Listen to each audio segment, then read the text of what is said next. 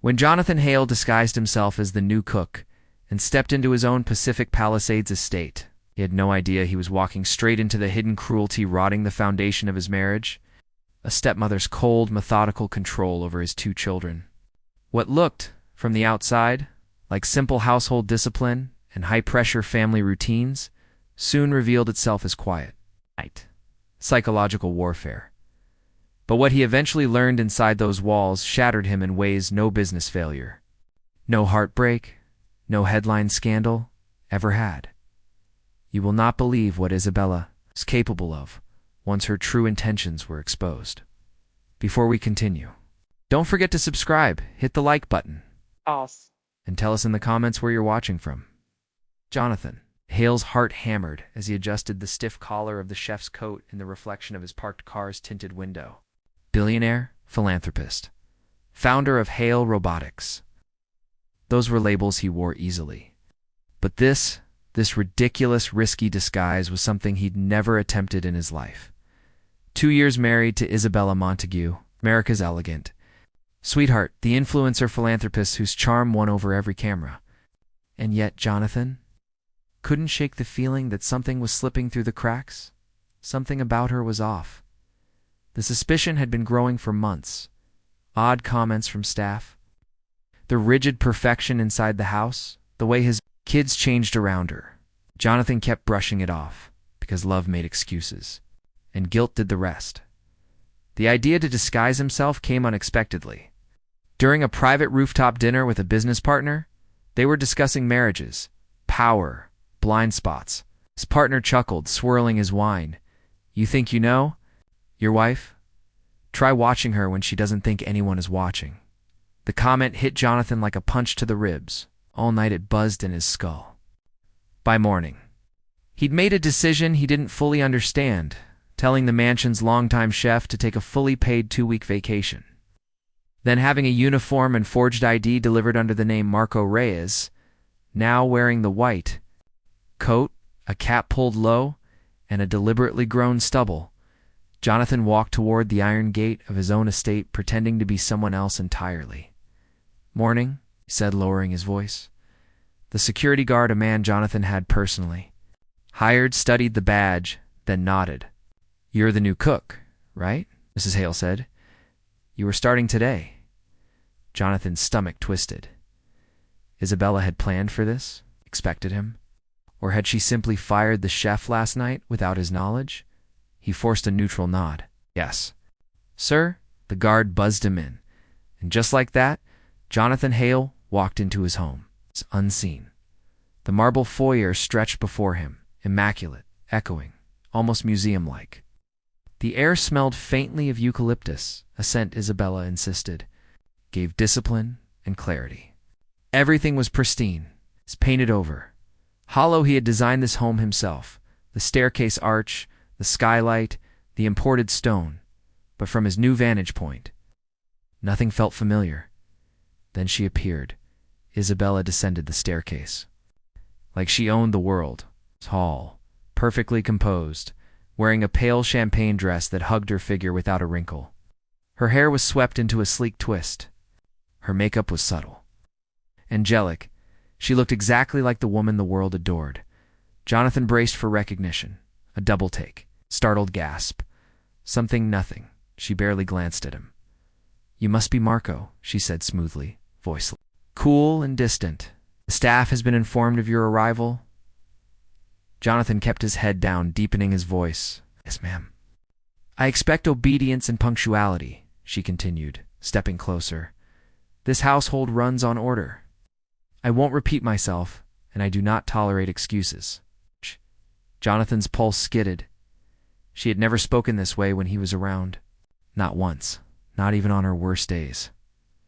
"Understood, ma'am," he murmured. "Good." Isabella turned sharply.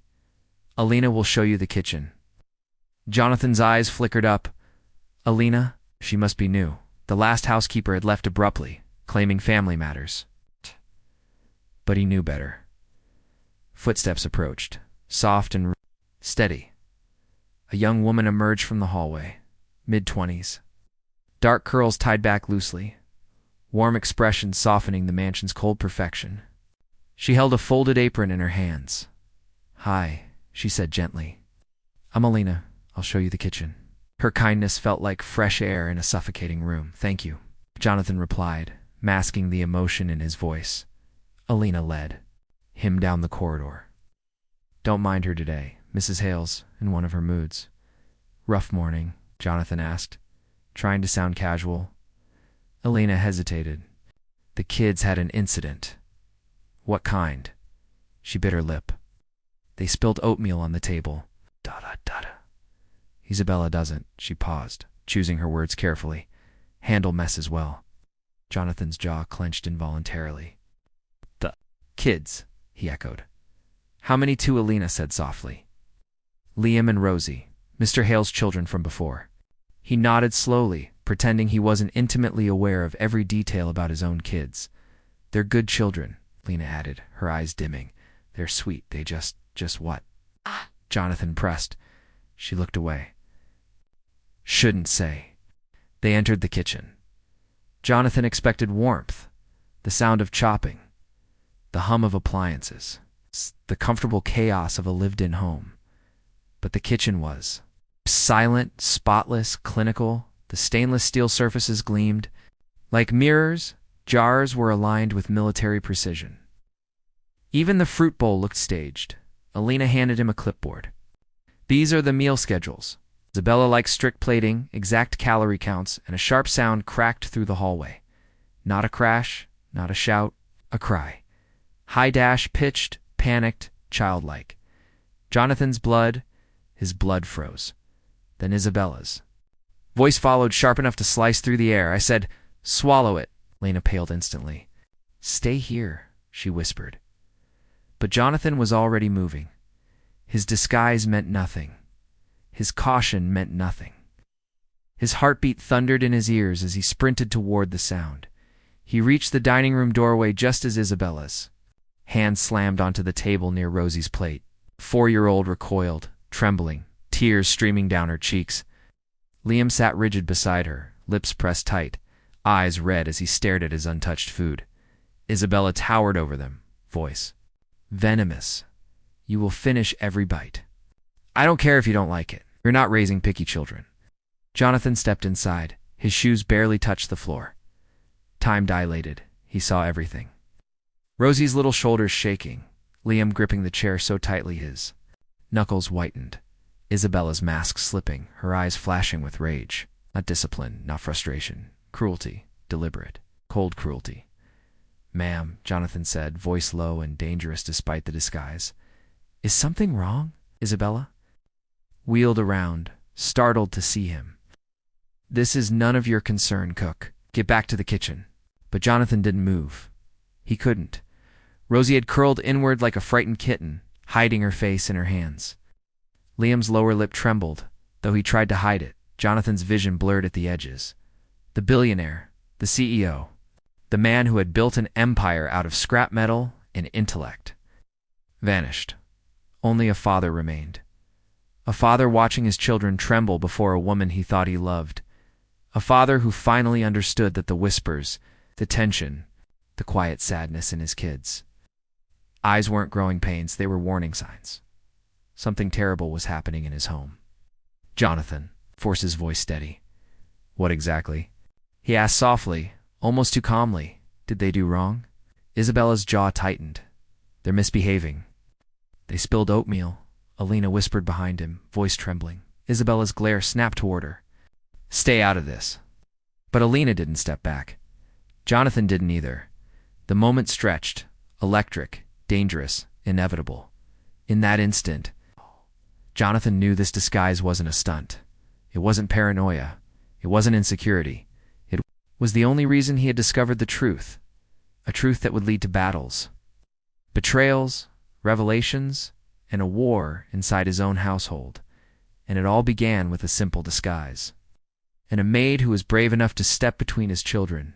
In danger, even before Jonathan knew her name, Alina had already changed everything. Jonathan didn't breathe. Not really.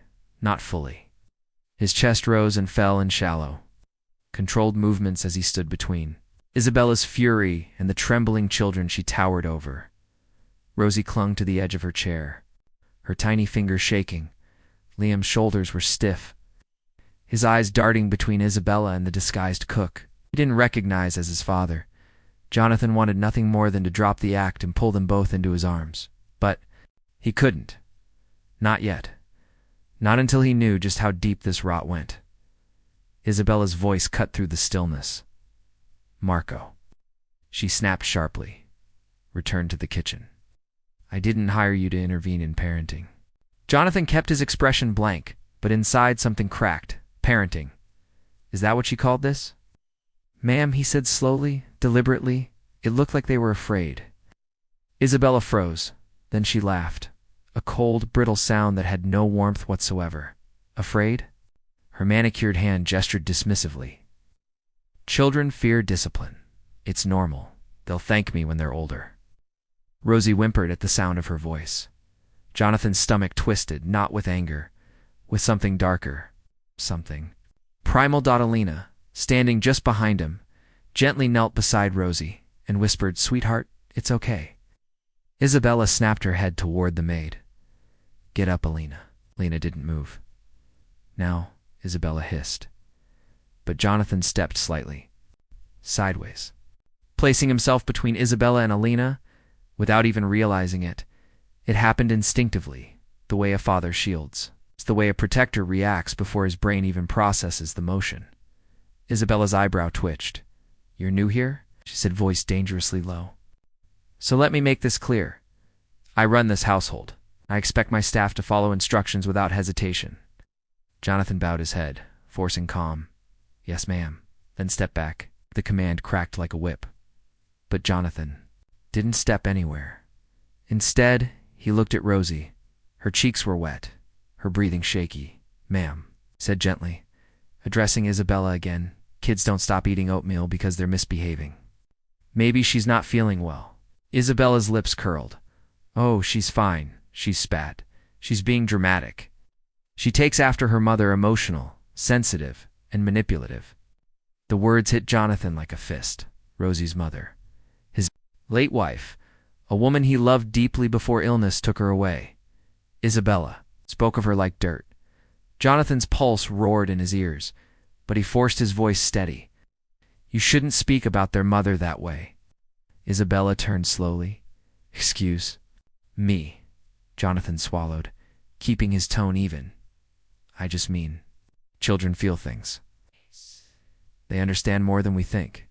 Isabella took one step toward him, then another. Her heels clicked against the marble floor like small acts of violence. "Marco," she whispered, leaning close enough that he could smell her perfume, "if you want to keep this job for longer, then a day I suggest you focus on your duties and not on parenting commentary." Alina shot Jonathan a quick, terrified glance. Jonathan bowed his head. "Yes, ma'am." But inside, a vow formed like iron. "This ends today." Isabella snapped her fingers toward the children. "Liam, Rosie, eat." Liam stiffened. He lifted the spoon with shaking hands. Rosie couldn't even reach for hers. Her little fingers were clenched too tightly together. Jonathan felt something inside him fracture before Isabella could lean in again.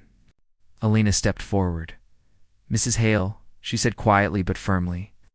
"Rosie told me yesterday her stomach hurts after dairy." "Maybe she lies," Isabella cut in. "She's 4, Alina whispered. 4-year-olds don't lie like that." Isabella stepped toward the maid so fast that Jonathan instinctively raised a hand, ready to stop her. But Isabella didn't touch Alina. Instead, she grabbed Liam's bowl and slammed it onto the table. "You two will finish every bite," she said coldly, "or you'll both sit here until you do."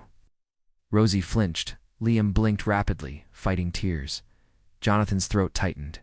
He had always known Isabella was strict. He never suspected she was cruel. When Isabella turned away, Jonathan knelt to the children's eye level. "You okay?" he whispered. Liam nodded quickly, too quickly, the way kids do when they've been trained to hide pain. Rosie didn't move, except for the trembling. Jonathan lowered his voice even more. "What's wrong, sweetheart?" Rosie's whisper was barely a breath. She She said, "We can't have snacks anymore, only meals, and only if we sit up straight, and no talking, and no spilling, and her voice dissolved into tiny tears. Jonathan's heart shattered. Every instinct begged him to scoop her into his arms. Expose Isabella, end all of this? But if he reacted now, none of the staff would speak freely. He needed to gather the truth. All of it. Okay, he whispered gently. Deep breaths. Rosie HICCUPED. Jonathan lifted the spoon and blew on the food. Let's do small bites, okay? Tiny ones, just like this. Rosie nodded. Let. She opened her mouth. Stop, Isabella's voice. Sliced in from behind him, Jonathan froze, spoon in mid-air. Isabella walked back toward them, eyes narrowed. What exactly are you doing? Jonathan slowly lowered the spoon, helping her. I didn't ask for your help. Isabella's gaze turned icy. The children eat on their own. Rosie's shoulders tightened. Jonathan rose slowly, measured, polite, a man holding back. The storm of a lifetime, of course, ma'am. Isabella studied him, suspicion flickering behind her eyes. Your tone seems off for a cook. My apologies, Jonathan said calmly. Just want to do the job well. She didn't believe him. He could tell. Kitchen, she ordered sharply. Now. Jonathan walked away, but not before giving Rosie the softest, most reassuring look he'd ever given anyone. When he and Alina stepped back into the hallway, she exhaled shakily. You shouldn't challenge her, she whispered, voice trembling. She finds ways to punish people when they do. Jonathan glanced at her. What do you mean? Alina hesitated. Really hesitated. Then her gaze shifted toward the closed dining room doors, where Rosie's soft sniffles still echoed. She takes it out on them, Alina whispered. Jonathan felt his blood run cold. How? Alina shook her head quickly, as if terrified of her own words. I can't say. I can't. Not here. Her eyes gleamed with fear. Jonathan lowered his voice. Alina, are my kids safe with her? Alina didn't answer, and that silence was the most terrifying answer of all. Jonathan had come into this house in disguise to learn the truth. But now, standing in the hallway, listening to his daughter's distant sobs, he realized something horrifying. He hadn't come to observe. He had come to rescue. And the maid beside him, the only person in the mansion brave enough to defy Isabella, even for a second, might be the only ally he had. Jonathan Hale had no idea. Saving his children would soon depend on the courage of a woman he had just met, and Isabella's secrets were far darker than spilled oatmeal and harsh words. Much, much darker. For the rest of the day, John stayed close to the kitchen, pretending to scrub counters or organize spices every time Beatrice walked by. But his eyes were always alert, watching, listening, waiting. He had seen her snap at his children before, but now that he'd witnessed her cold, violent edge without the mask she wore for him, every small sound in the house felt like a ticking bomb. Sophia noticed it too. Every time a door slammed, she flinched. Every time Beatrice's heels clicked across the marble, she stiffened as if preparing for impact. And every time the kids' voices dipped even slightly, she moved protectively, subtly positioning herself between them and their stepmother. John kept telling himself to wait, observe, document, stay undercover, until he knew everything. But every instinct in him screamed to rip off the fake beard, grab his kids, and run by early afternoon. He'd already counted a dozen things he'd somehow missed in his own home, silent dread hanging in the hallways.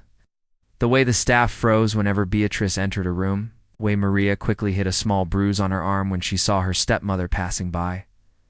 How long had this been happening? How many times had he misinterpreted Maria's quietness as shyness? How many times had he mistaken Dylan's sudden clinging for simple daddy phase? John sharpened a chef's knife slowly, the rhythmic scrape steadying his breathing. He was still trying to stay level-headed when he saw something in the backyard through the kitchen window. Maria and Dylan were outside on the grass, and Beatrice was marching toward them. With something clenched in her hand, John moved. He didn't even think. He just shoved the knife onto the counter, threw off the apron, and pushed through the patio doors so fast. Sophia didn't even finish calling his fake name. He couldn't reveal himself. Not yet. But he was not about to let anything happen. Beatrice stood over the children with a small spray bottle filled with something yellowish. The kids looked terrified. Open. Your mouth, she demanded sharply. John's blood went cold. He walked faster. What's going on? He asked, deepening his fake voice and touching the cap on his head as if adjusting it. Beatrice spun toward him. This is not your concern, Cook, she snapped. They lied about brushing their teeth again. I won't tolerate rebels in my house. Rebels. John repeated softly like he was just a clueless employee. She scoffed. They're spoiled. They need discipline. When their father is here, they pretend to be well-behaved. But when he leaves, this is how they act. Ungrateful little. She stopped herself when she noticed John looking directly at the bottle. In that? He asked. Apple vinegar, she said stiffly. And a little cayenne. My grandmother used it on me when I misbehaved. Maria and Dylan were crying. John's vision blurred with blind, shaking rage. He forced himself to exhale through his nose so he wouldn't explode. I thought you wanted to cook, he said quietly. Not this. Beatrice narrowed her eyes. Are you questioning me? In my own home? I'm questioning whether that's safe for children. He gestured gently toward the kids. Sophia, who had rushed outside behind him, subtly stepped forward and put a hand on Maria's shoulder. Mrs. Davis, she said softly, maybe we should handle this later. They're just scared. They're scared because they know I'm not playing games, Beatrice snapped. The kids flinched. Sophia held them tighter. Beatrice took a step closer to John, lowering her voice. You're new, so I'll say this once. I run this home with structure. Chaos breeds disrespect. My methods work. John held her gaze silent. Do your job, she hissed, and stay out of mine. She stormed back toward the house, heels stabbing the stone patio like gunshots. John waited until she disappeared inside before kneeling beside the children. He forced his voice soft and steady. Are you two okay? Maria nodded hesitantly, but Dylan's voice cracked. I don't want to do the spicy spray again. Sophia exhaled sharply, anger and heartbreak tightening her jaw. Come on, she said, guiding them toward the shade. Let's get some water. John followed her inside, but his mind wasn't inside anymore. It was slamming against the walls of everything he thought he knew. This woman, this polished, elegant wife, had been drilling fear into his children. Behind his back, he wanted to break something, throw something, confront her, but he couldn't. Not yet. Not until he had enough proof to destroy her. He cleaned the kitchen for nearly an hour, just to keep his hands busy. But his mind was running laps. That's when he overheard humming. Not soft humming. Not happy. Humming. Beatrice was humming to herself in the dining room while polishing her nails, completely unbothered. Calm and almost cheerful, as if terrifying. Children was just another chore in her schedule. John walked past, carrying a tray of silverware, pretending not to hear the small, icy melody she hummed under her breath. Then the doorbell rang. Beatrice straightened immediately. Sophia, get the children cleaned up. John's business partner is coming for dinner tonight, and I don't want anyone embarrassing me. John nearly choked. His business partner? Tonight he had made no such plan? Who the hell did she invite? Eyes widened at John, silently asking if this was true. He shook his head by the slightest degree. Sophia understood. She disappeared upstairs with the kids, but John stayed close, listening. A minute later, the front door opened, and a smooth male voice said, Beatrice, darling. John froze. It wasn't one of his partners. It wasn't anyone he employed. It was a voice. He didn't recognize it all. He carefully angled himself behind the dining room doorway. A tall, immaculately dressed man entered the mansion, kissing Beatrice's cheek with a familiarity that made John's stomach twist. Miss me? The man asked, smirking. I told you to use the side entrance, Beatrice whispered, annoyed. The staff is everywhere. Relax, he said, glancing around. Your Husband is out of the country, right? Of course, she said confidently. He never shows up unexpectedly. John's pulse spiked so fast he had to grip the wall. The man slipped an arm around Beatrice's waist. Good, then we can finally talk money. Money? Beatrice hissed, not here. Why not? No one is listening. John leaned carefully closer. Do you really think he'll sign everything over to you? The man whispered. The prenup is airtight. It can make him. Beatrice whispered back. How? The man chuckled. He's not an idiot. He's a man, she said coldly, and men are easy, especially when they trust you. John's stomach dropped. The man's voice grew lower. What about the kids? They're in the way. Beatrice stiffened. They won't be a problem forever. The man laughed quietly. John's heart slammed to a stop. Forever? He felt his breath freeze in his chest. He rose slowly, quietly, retreating back toward the kitchen before either of them saw him. Sophia met him halfway, noticing the shock on his face. What happened? You look pale? John swallowed. Everything had changed everything. We're not just dealing with cruelty, he whispered. We're dealing with a plan. Sophia's eyes widened. What plan? John looked toward the dining room, voice trembling with a mixture of panic and fury. He could barely contain. A plan to get rid of me, and a plan to get rid of them. Sophia's hand flew to her mouth. For the first time since he put on the uniform, John felt real, bone-deep, fear not for himself, but for his children. He whispered the words he dreaded the most. She's not just abusive. She's dangerous. Now she had someone helping her. The disguise wasn't just a mission anymore. It was a race against whatever Beatrice was planning next. John had always thought fear was something you felt when a deal went wrong or a market turned unexpectedly. But standing in the hallway of his own mansion, disguised as his own cook, listening to the faint laughter of his wife and her secret partner, this was a different kind of fear. A primitive kind, father's fear. He didn't move for several seconds. His body just locked, like he'd turned to stone, while all the oxygen drained out of the room. Sophia touched his arm lightly. John, what did she say? He swallowed. His voice was almost too low to hear. She said, The kids won't be a problem forever. Sophia's eyes filled instantly with horror. No, she wouldn't. Not them. He forced himself to breathe. We don't know how far she's willing to go. John, she stopped herself, glanced around, then whispered harshly, Michael, if she suspects you even overheard.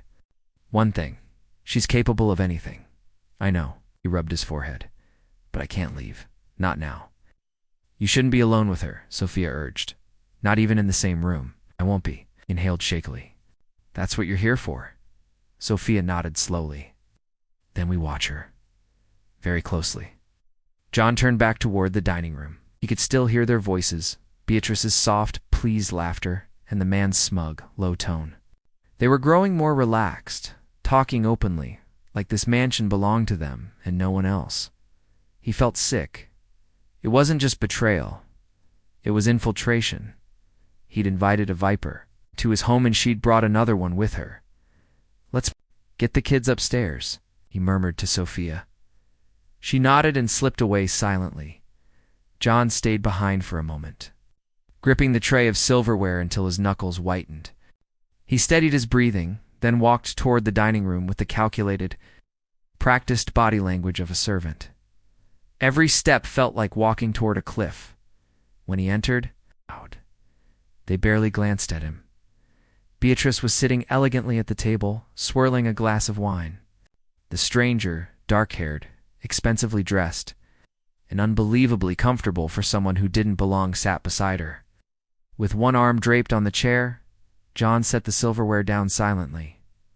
Beatrice didn't even look up. Michael. Set to more places.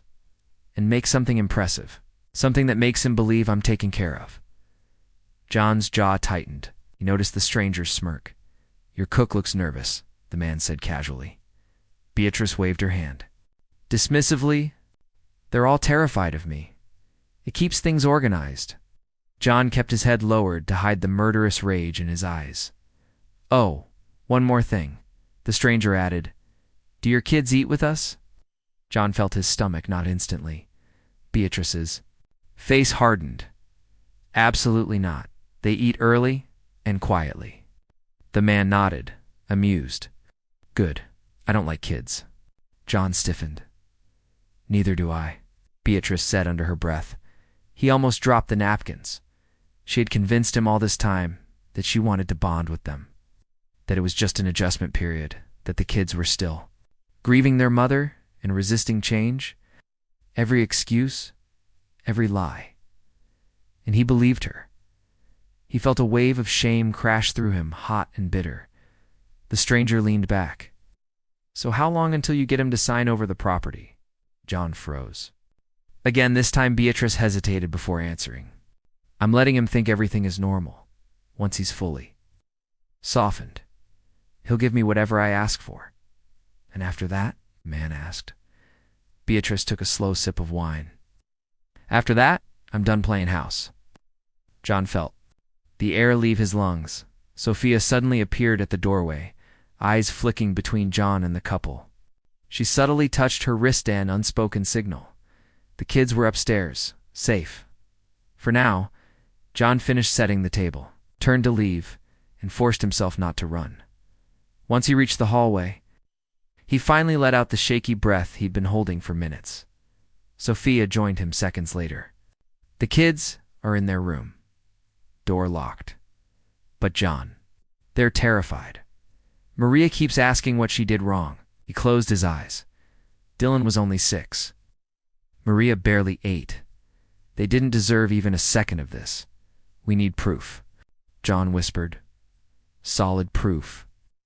And then we need to get the kids out." "I can help," Sophia whispered. "But you can't stay here alone tonight." "I have to." He swallowed thickly. "If I leave," she hurt them. Sophia squeezed his arm. "Then I'm not leaving either." He opened his eyes, startled. "Sophia, you don't." "I do." Her voice wavered, but she didn't back down. "I've worked in houses with difficult women before, but I've never seen someone like Beatrice. She doesn't punish kids, she breaks them. And I'm not abandoning Maria and Dylan." John stared at her for a long moment. He had underestimated her strength from the beginning. "Thank you," he said quietly. "I mean that." She nodded once, determined. "Now," she whispered, "what's the plan?" Before John could answer, a sudden loud crash echoed from the dining room. Sophia jumped. John whipped around instantly. "What was that?" she asked in panic. John's blood turned cold. Beatrice wasn't the type to drop things, and the stranger didn't look clumsy. They were arguing. He motioned for Sophia to stay back as he crept toward the dining room. The voices grew sharper. "You said he'd be out of the country longer." The man snapped. "I told you he doesn't pay attention," Beatrice hissed. "He trusts me blindly." "Then why did I see his car in the garage?" John froze mid-step. She'd noticed. Sophia's breath hitched behind him. Beatrice laughed. Lightly he left it. He took the jet. "You're sure?" "Yes." "He's in Tokyo, for God's sake." She exhaled irritatedly. "Stop being paranoid." The man didn't look convinced. "You know what paranoia gets you?" he asked. "What? Time to prepare?" John watched the man lean close to her, whispering something he couldn't hear, but whatever it was, Beatrice's face drained. Of color, they weren't just conspiring. They were accelerating. Something had changed. John backed away silently. When he reached Sophia, he grabbed her wrist gently. "We need to move the kids," he whispered. "Now, what?" "To where?" "To the guest house," he said. "She never goes there." Sophia nodded immediately. Upstairs, the kids looked up as John stepped inside, still wearing the fake beard and cap. Maria wiped her eyes quickly. "Did we do something bad?" John's chest tightened painfully. He knelt in front of them. "No," he whispered. "You didn't do anything wrong. We just need to go somewhere safe for a little while." Dylan sniffed. "Is stepmom mad?" exchanged a glance with Sophia. "No," he said softly. She just has some things to take care of, and I want you with someone who cares about you." "Who?" Maria asked. John smiled gently. "Me." She blinked in surprise. "You?" Nodded, hiding the tremor in his voice. "I'm here. I'm not going anywhere." Sophia gathered some clothes quietly. John lifted Dylan into his arms. The boy instantly wrapped around him like he used to when he was younger. As they headed down the back staircase, careful and silent, John kept looking over his shoulder. Every sound felt like a threat. Every shadow felt like Beatrice. When they finally reached the back entrance and slipped into the night air, John whispered, "We're not safe yet, but we're going to be." Sophia locked the guest house door behind them and pulled the curtains shut tight. John stood in the dim room, watching his children sit on the couch holding each other. He clenched his fists. Beatrice had crossed a line from cruelty into danger, and tonight proved something he didn't want to admit. If he didn't act soon, they might not survive her plans. The guest house felt too small for the heaviness of what had just happened. John paced the narrow living room, the floor creaking softly under his shoes, each step sharpening the panic pushing against his ribs. His kids sat curled together on the couch, teeny bodies trying hard not to shake. Sophia knelt beside them, whispering reassurance with a gentleness that felt like a lifeline in the dark. But the clock on the wall kept ticking. Every second meant Beatrice and her accomplice could be planning something, accelerating something. John stopped pacing long enough to peek through the blinds. The main house glowed in the distance like a predator watching its prey. Sophia rose quietly. "They're scared," she whispered. "But they trust you." John nodded, throat too tight to speak. He'd always thought of himself as a protector, someone who could shield his kids, provide for them, keep their world stable. But tonight proved how wrong he'd been. For months, maybe years, Beatrice had been eroding that stability, behind smiles, behind perfect Instagram photos, behind the facade of a loving stepmother. The truth was far uglier, and John had been blind. Sophia touched his arm. "They need a plan, John, not just fear, not just waiting." He inhaled shakily. "You're right, but what plan? Run to her, call the police. With what evidence? Confront Beatrice. That would be suicidal. We need proof," he said finally, something undeniable, something they can't bury. Sophia nodded. "There are cameras in the house, hidden ones. I've seen her check them." John froze. "Where?" "The hallway, the kids' playroom, the kitchen, maybe more." He rubbed his forehead. "She's using them to monitor the staff." "If she's been recording the kids," Sophia swallowed, "then that's our evidence." John stared at her, a mix of hope and dread twisting in his chest. "If we can access that footage, we prove everything," she finished. He exhaled hard. "But she keeps the system locked. Only access is in the study, and that room is never unattended. We'll have to distract her," Sophia murmured. John looked toward his children. "She can't know they're gone. And she can't know you're alive," Sophia added. He blinked. "Alive? She thinks you're in Tokyo," Sophia reminded him. "If she finds out you're here, disguised as the cook, she panic. She act fast. And desperate people." She didn't finish. She didn't need to. John knew what desperate people did, especially desperate people with money, secrets, and no conscience. Sophia drew in a steadying breath. "I need to do this carefully." John turned away from the window. "You distract her. I'll get the footage." Sophia stared at him like she wasn't sure whether he was brave or suicidal. "John, she's dangerous." "So am I," he said quietly. It wasn't bravado. It was a promise to his kids. To himself, they went over the plan, whispers traded in the dim light of the guest house. When everything was in place, Sophia gave him a long look. "Be careful," she whispered, and for the first time since the nightmare started, John reached out and squeezed her hand. "I will." Then he slipped into the night. He moved across the backyard, staying low, avoiding the illuminated paths. The mansion loomed ahead, its lights shimmering through windows like watchful eyes. He reached the back entrance, the one only. Staff used, the one Beatrice never stepped through. Inside, the house felt colder than usual, still unnervingly quiet. The kind of quiet that made your skin prickle. Voices drifted faintly from the living room. Beatrice and the stranger were still awake. John slid behind a column and listened. "I don't like surprises," the man said sharply.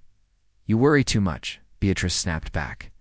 "The staff isn't smart enough to suspect anything." "But what about his car?" the man pressed.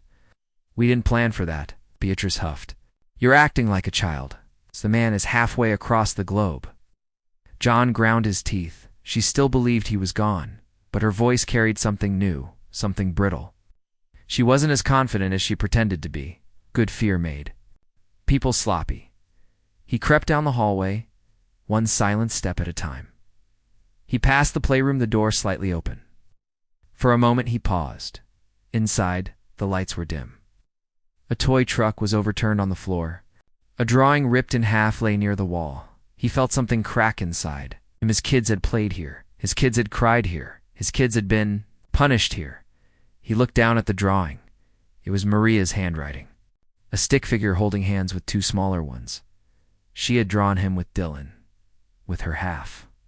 The drawing was torn off the part where Beatrice had been drawn with angry Lalusa. With angry Lalusa, he closed his eyes for one brief second. Then he moved on. He reached the study door locked. Of course, he reached into his pocket and pulled out the key he'd kept since before the marriage. Before he surrendered the running of his home to someone he didn't understand. Before he trusted the wrong woman, the key slid into the lock, clicked. He stepped inside, shut the door silently behind him. The room smelled like leather and old money. His desk was exactly as he remembered, meticulously arranged. Except, one drawer was slightly ajar. Not how he left it. He went straight to the bookshelf and crouched beside the hidden panel. He pressed his thumb to the sensor. A soft beep. The panel opened inside.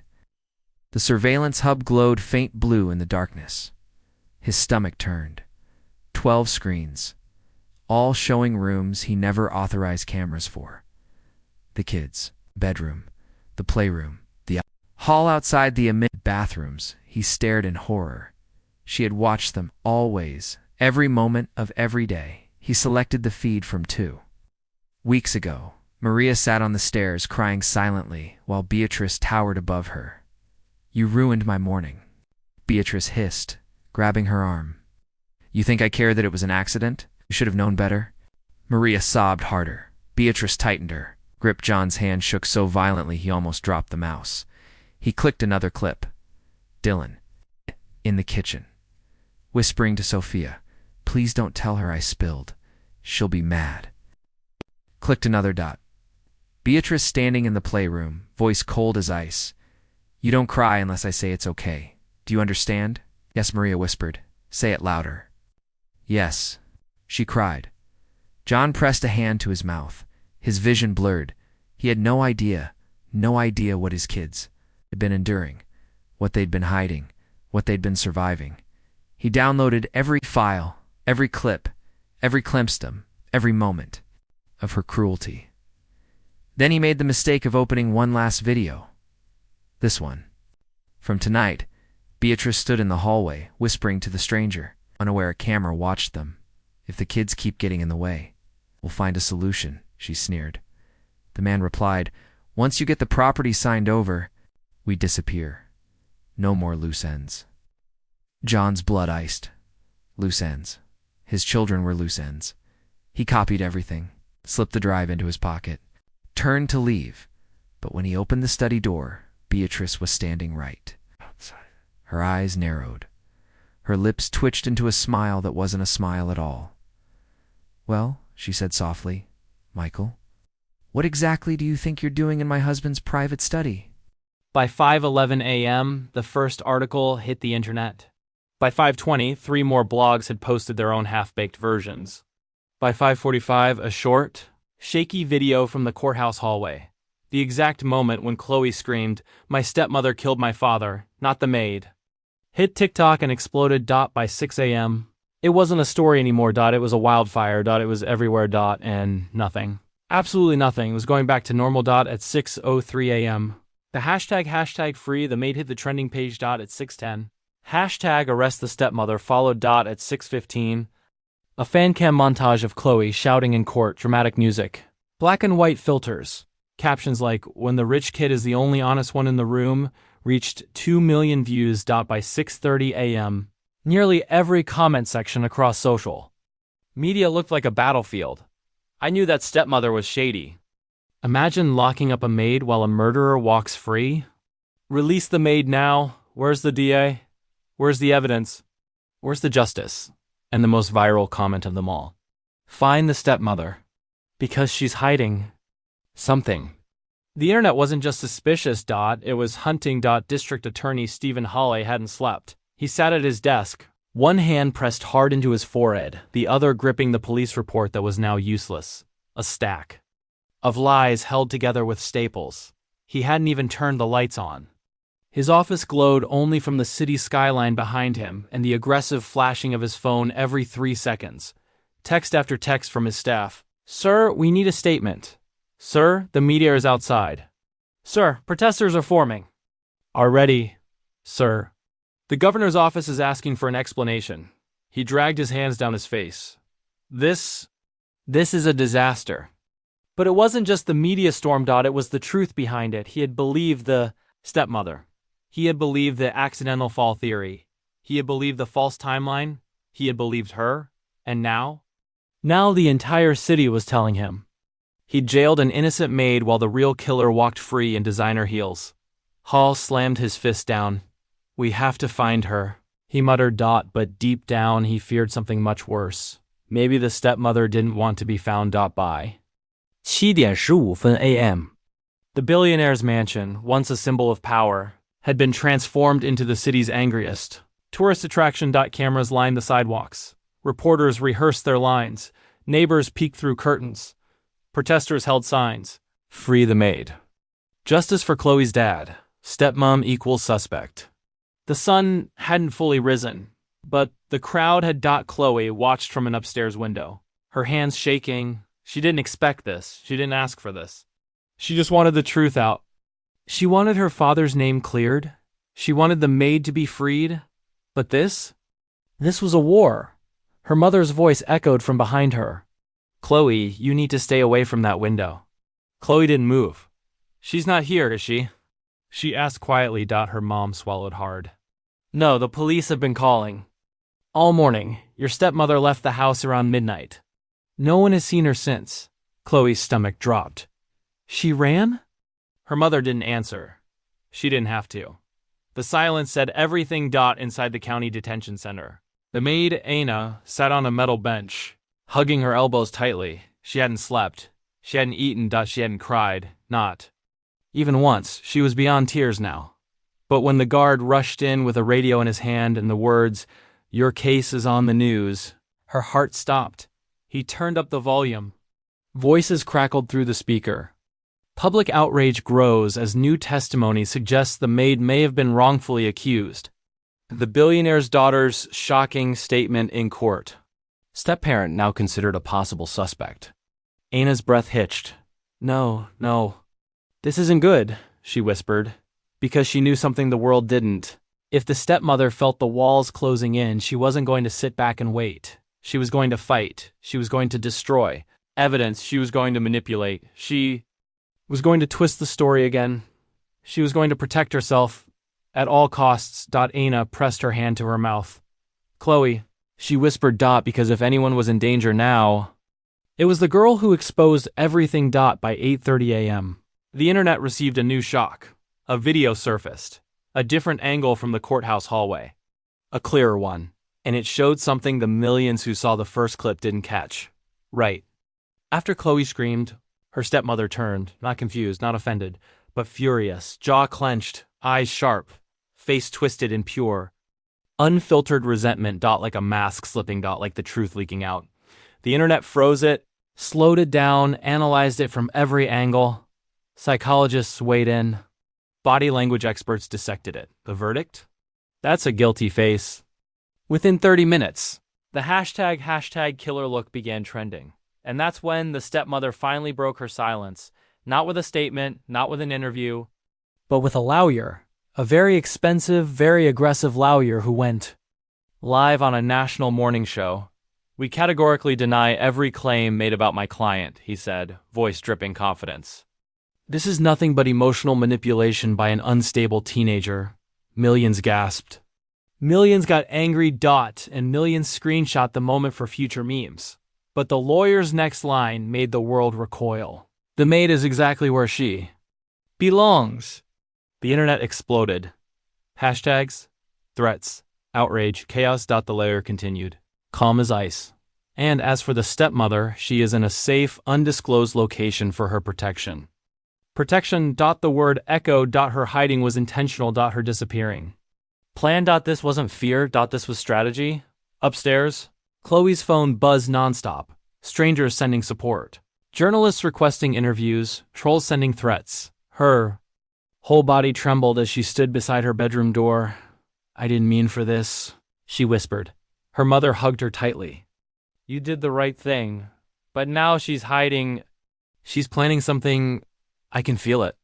Her mother paused. Then admitted softly, "I can feel it too." By 10:05 a.m., the DA stood before a microphone, dozens of flashing cameras aimed at him. He looked exhausted, almost sick, but his voice was firm, effective immediately. "The maid, Ana Morales, will be released pending a full reinvestigation." Reporters erupted. "Is the stepmother a suspect now? Is she being brought in for questioning? Why wasn't this done sooner? Is it true she fled? Where is she?" Hale's jaw tightened. "All I can say is this. We are actively looking for her." A reporter shouted over the chaos, "Do you believe she's dangerous?" The day hesitated. Too long. Far too long. And that hesitation told the entire country the truth. Back at the detention center, Ana was gathering her few belongings when the guard approached. "You're free," he said. "But there's something else." He handed her a folded piece of paper. "No idea who dropped it off," he added lightly. "Some woman in sunglasses."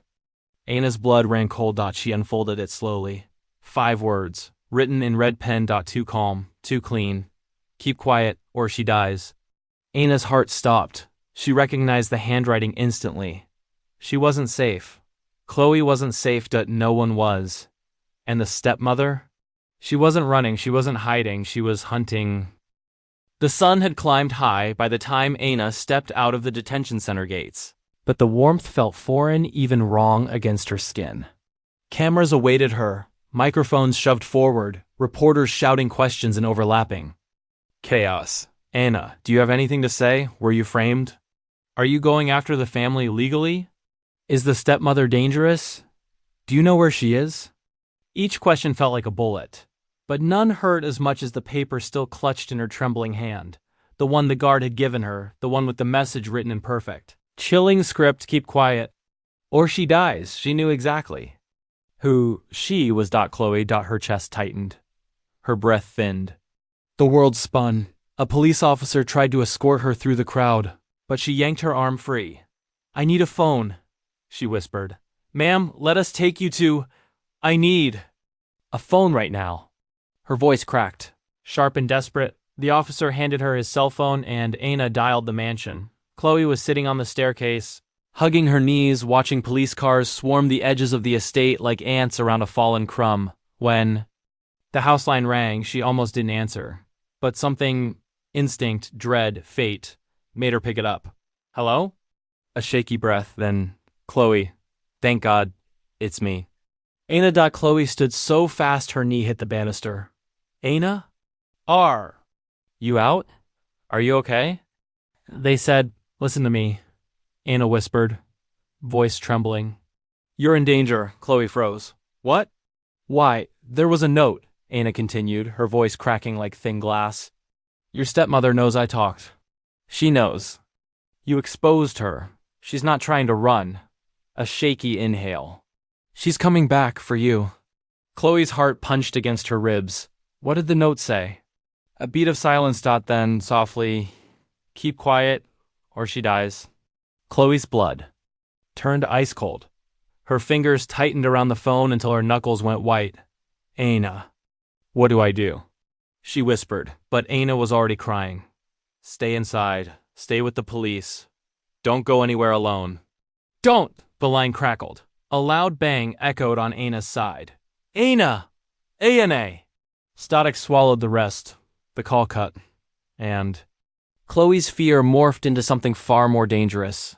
Resolve. She watched from across the street. Dark SUV. Tinted windows. Hat low over her eyes. Designer coat zipped to her chin. A scarf covering her mouth. Police patrolled the mansion gates. Unaware she was only 30 yards away. Her lips curved in a cold smile. The world painted her as a monster now. The internet hunted her. Reporters stalked every corner of the city, looking for her. But they all forgot one thing. She wasn't stupid, and she wasn't helpless. She knew these people, the lawyers, the press, the day. Even her own stepdaughter, better than they knew themselves. Chloe would panic. The police would spread thin. Aina would try to protect the girl. And in that gap, that crack in the chaos, she would strike. Her fingers tightened around the handle of the bag in her lap. Inside, it was everything she needed. And more. She whispered softly to herself, "You should have kept your mouth shut, little girl." By midday, the mansion was officially under protective lockdown. Police searched every room. Officers guarded the doors. Cruiser idled in the driveway. Helicopters hovered above. Yet Chloe didn't feel safe. Not even a little. Her mother paced the foyer, wringing her hands, murmuring into her phone. Officers moved strategically through the hallways, checking windows, securing exits. The security chief approached Chloe. "Stay where we can see you. Don't go upstairs alone," he warned. "If you need anything, tell us." Chloe nodded, but her mind buzzed, because something about Aina's call didn't sit right. The bang, that wasn't an accident. That wasn't background noise. That wasn't a phone dropping. That was danger. Immediate and close. She had to make sure Aina was safe. She had to warn the police. Her thoughts snapped when the landline rang again. Slow. Heavy. Like a heartbeat. She shouldn't answer it, she knew. She should call an officer instead. But her legs moved on their own. She picked it up. "Hello?" A voice like silk slithered through the line. "Well, isn't this familiar?" Chloe's heart collapsed into her stomach. "Step. Don't use that word." The woman's tone sharpened like a blade. "I'm not your stepmother. I never wanted to be." Chloe swallowed hard. "What do you want?" A soft chuckle. "Oh, sweetheart. I just want what's mine." Chloe's stomach twisted. "My dad isn't yours." A long silence followed. Then the stepmother whispered, "And now?" "Neither are you." Click. The line went dead. Aina sprinted through the back alley behind the detention center, lungs burning, tears streaking her face. The moment the loud bang echoed, she grabbed the officer's phone and run. She didn't know from what or whom, but she felt danger closing in like a noose. She reached a crowded street, pushing through pedestrians, searching for anyone in uniform, anyone who might help. But no one was watching her. Everyone was watching their phones, still reading updates about the story she was trapped in. She ducked behind a bus stop, gasping for air. Think, Aina. Think. She had to reach the mansion. She had to warn Chloe in person. She had to. A dark sedan rolled slowly down the street. Windows tinted, identical to the one she saw outside the mansion on night of the incident. Aina's pulse spiked. She staggered. Back. The car slowed. Then slowed more. The passenger window rolled down. Her breath hitched. A shadowy figure sat inside, watching her. Aina turned and sprinted. Back at the mansion. Chloe stood in the hallway, hands shaking, heart pounding. The stepmother was close. She could feel it. The house was too quiet. Too still. The officers weren't tense enough. They believed they had control. But Chloe knew better. Her father always said, "Your stepmother doesn't show her teeth until she's already biting." And right now, she could hear the predator breathing. Chloe turned to the nearest officer. "I need to talk to the DO right now." "Miss, we're already in contact." "No," she snapped, voice trembling but firm. "You don't understand. She called me." The officer froze. "What?" "She called the house." Just now, she said she wants what's hers. And she sounded close. His face paled. Why didn't you say something sooner? I'm saying it now. He grabbed his radio. All units, lock this place down tight. She might be in the area. Chloe opened her mouth to respond, but before she could, the power went out. The entire mansion plunged into darkness. A second later, a soft metallic sound echoed through the hall. Click, click, click, like a gun being loaded. Officers shouted. Flashlights flicked on. Shadows stretched across the marble floor. And somewhere in the darkness, a woman's voice whispered, "Let's finish this." Chloe's scream caught in her throat because she finally understood something. This wasn't a chase. This wasn't fear. This wasn't chaos. This was a plan. Her stepmother didn't flee. She didn't panic. She didn't hide. She was circling the mansion, slipping through blind spots, cutting the power, eliminating cameras, timing everything with surgical precision. She didn't want to run. She wanted Chloe exactly like this. Inside the house. In darkness. Terrified. Cornered. Officers rushed through the halls. But Chloe knew. This woman could move through shadows like a ghost. She could be anywhere. A whisper slipped through the dark. "Come out, Chloe." The girls' blood froze. "And don't make me drag you." The turning point wasn't coming. It was here. Darkness swallowed the mansion like a mouth closing over prey. Police flashlights darted through the halls, slicing the black into trembling fragments of light. Officers barked commands, footfalls echoing sharply across the marble floors. The smell of panic, sharp and electric, filled the air.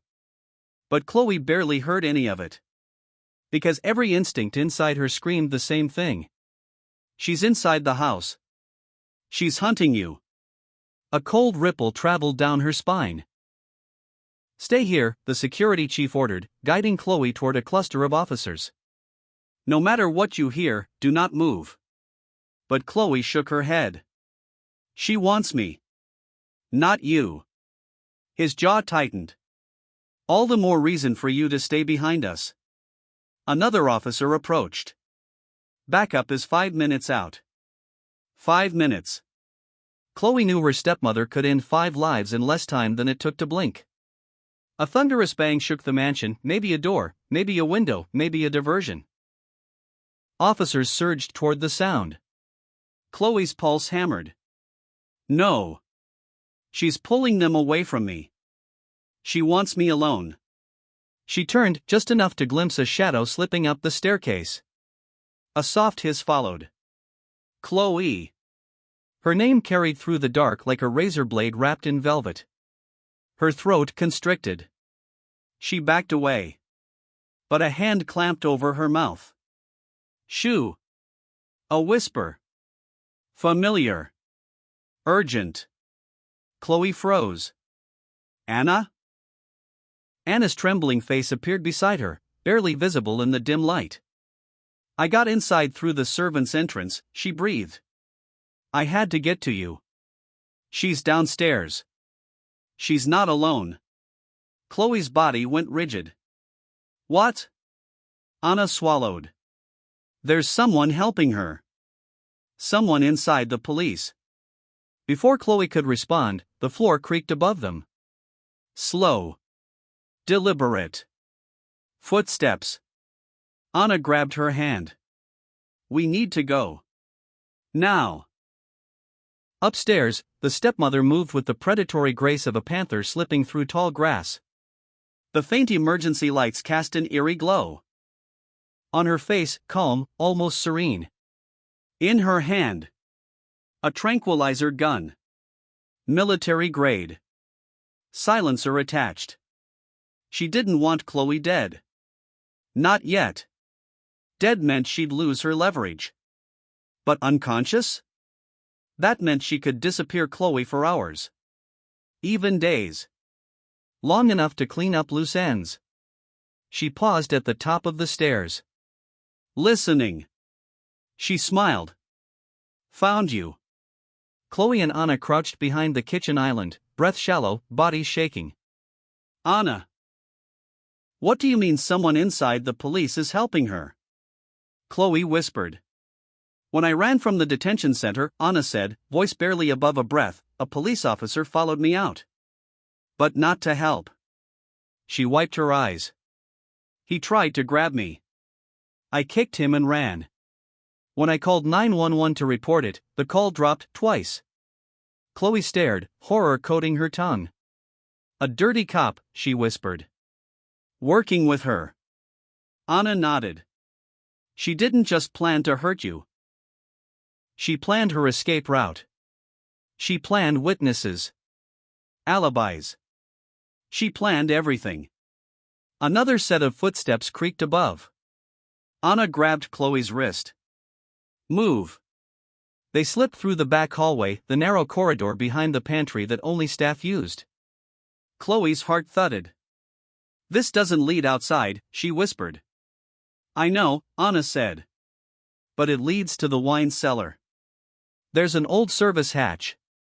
She doesn't know about it. A crash exploded down the hall.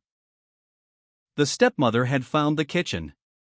Chloe and Anna ducked behind the pantry wall as the woman's voice drifted through the dark, sweet and venomous all at once. You can hide, but I can smell fear. Anna clenched her teeth. She's toying with us. No, Chloe whispered. She's hunting. They slipped down the cellar steps. Anna's flashlight app flickered. Then failed. Complete darkness. She squeezed Chloe's hand. Don't move. Above them, another pair of footsteps approached. Not the stepmother's. Heavier. Male. Rhythmic. Chloe stiffened.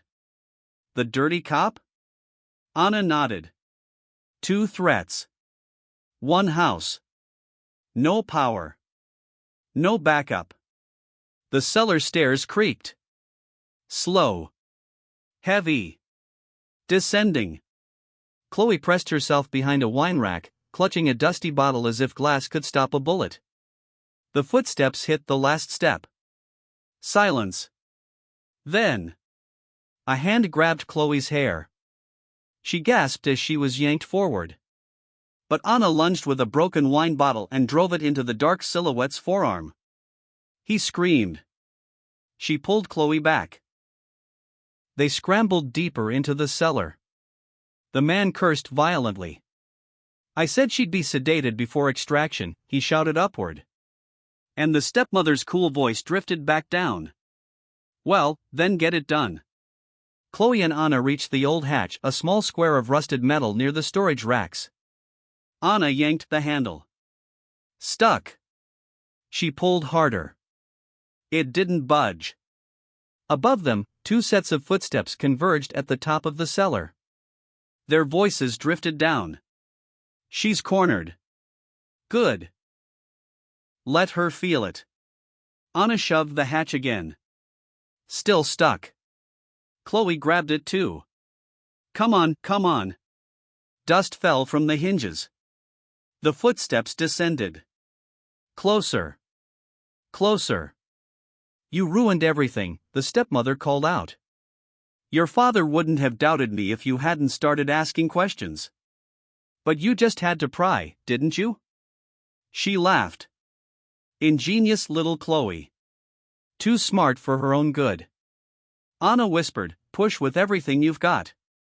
The hatch creaked. Then gave an inch. The cellar light flickered on emergency power, kicking and illuminating the stairwell. The 2 predators stood only feet away. Got you, the cop growled. The stepmother raised the tranquilizer gun. Anna screamed. Chloe squeezed her eyes shut. A shot cracked through the air. Chloe didn't feel the impact. Instead, she heard a grunt deep and shocked. Then a body collapsing. She opened her eyes. The dirty cop was on the floor. A tranquilizer dart lodged in his neck. The stepmother froze. What did you? A voice boomed from behind her. Drop your weapon. Now. Floodlights exploded through the cellar doorway. Dozens of officers poured in, SWAT behind them, red lasers cutting through the dust. The stepmother raised her hands slowly, trembling. "What took you so long?" she hissed through clenched teeth. The SWAT captain answered. "Your phone call." She stiffened. "My, what?" He held up a device.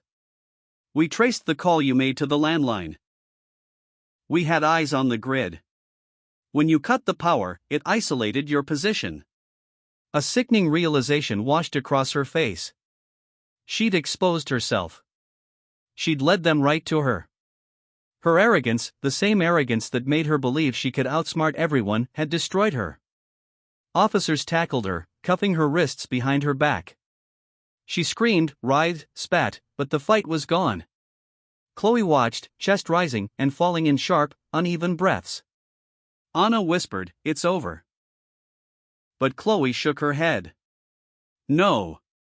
It's starting." Outside the mansion, red and blue lights strobed across the night sky. Neighbors gathered. Reporters filmed. Drones hovered overhead. The stepmother was dragged out in cuffs, hair wild, dress stained, barefoot. Cameras flashed like lightning. Chloe stood on the steps, wrapped in a blanket, Anna beside her. An officer approached. "We're taking her in. She won't hurt you again." Chloe didn't take her eyes off the woman being shoved into the police car. "She hurt us for years," she whispered. "You think one night fixes that?" Anna squeezed her shoulder gently. "Maybe not. But tonight is the night she stopped winning." The police car door slammed shut. The stepmother's face twisted behind the window, rage, hate, disbelief. Chloe exhaled, long, shaking, cathartic. A release years overdue. Then she whispered the last words the woman would ever hear from her. "Checkmate." Anna was loaded into an ambulance, cuts bandaged, arm in a sling. Chloe climbed in beside her, ignoring protests. "Anna," she whispered, "you saved my life." Anna smiled weakly. "You've been saving everyone else's for years. I owed you one." Chloe's eyes glistened. "No. You owed me nothing. But you gave me everything." Outside, the mansion glowed under the flashing lights, a kingdom that had finally vomited out its queen. A new chapter was beginning. One built on truth, safety, and healing. For Chloe. For John's children. For Anna. For everyone who'd survived the storm. The final reckoning was over. But the rebuilding? That was just beginning.